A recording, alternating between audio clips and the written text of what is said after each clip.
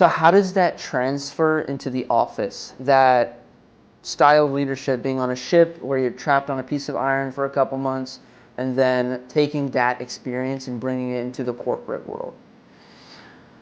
That's always been an interesting question.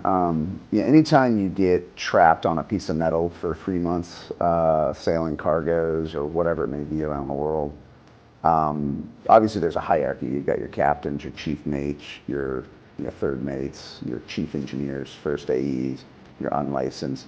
They all have to work together. There's a militaristic hierarchy, right? You have to respect the captain's command, and everyone is submitted to that leadership.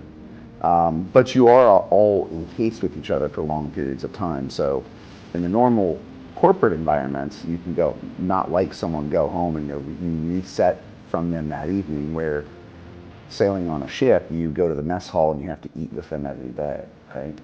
And then you get up in the morning and you eat breakfast with them every day and lunch with them every day. And so it becomes this, it creates a bonding network out there that is not like any other place. And when you come ashore, there's a lot of deep relationship bonds that form on ships, which travel into the office environment. And so when you come into the office, you have to be mindful of these relationships because these bonds are very deep, right? And so you can't just come in and be the Wall Street CEO thinking everyone's coming and it's just a body shop, because you've got deep sub bonds coming from ships ashore.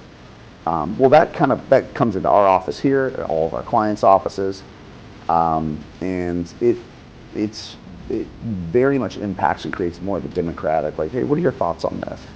Versus like, this is what you're doing, you're gonna like it because I got an MBA, right? It doesn't really work. You've got to draw up and do inception and make everyone buy in, or at least have a say to pour in to the idea and the direction, and then we go.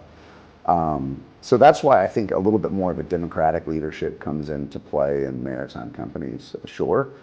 There are some dictatorships still, right? You have some really hard-nosed captains that have come ashore, started companies, and that can actually enter into the environment. But it really depends on the CEO or the president or the founder and what's going on at their heart level, and how they, cascade that leadership from the heart out into the organization.